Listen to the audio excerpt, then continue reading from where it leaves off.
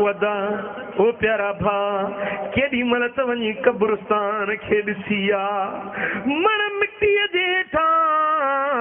अमीर सुता पिया आहिनि वक़्त जा हाकिम मिट्टीअ में सुता पिया आहिनि पीर विया मुंहिंजा दोस्तो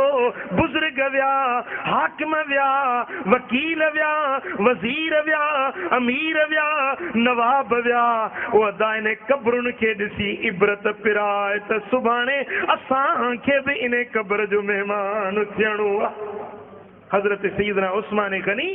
जॾहिं कंहिं कब्रिस्तान खां लंघंदा हुआ त एतिरो रोअंदा हुआ जो साईं जी सुहारी मुबारक लुड़कनि में आली थी वेंदी हुई। माण्हू पुछंदासीं एतिरो छो था रो? फरमाईंदा हुआ क़ब्र दुनिया जे मंज़िलुनि जी आख़िरी मंज़िल आहे आख़िरत जे मंज़िलुनि जी पहिरीं मंज़िल आहे जंहिंजी क़ब्र में छोटकारो थी वियो सो उन जे लाइ अॻिते बि भलाई थी वई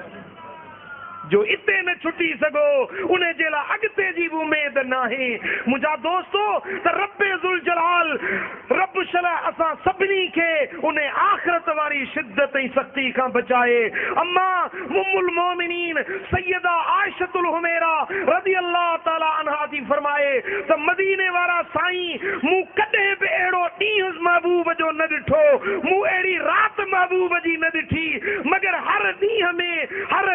राति में दुआ घुरंदा हा पंहिंजे उम्मत खे दुआ सेखारींदा हा त या अल्लाह मूंखे क़ब्र जे अज़ाब खां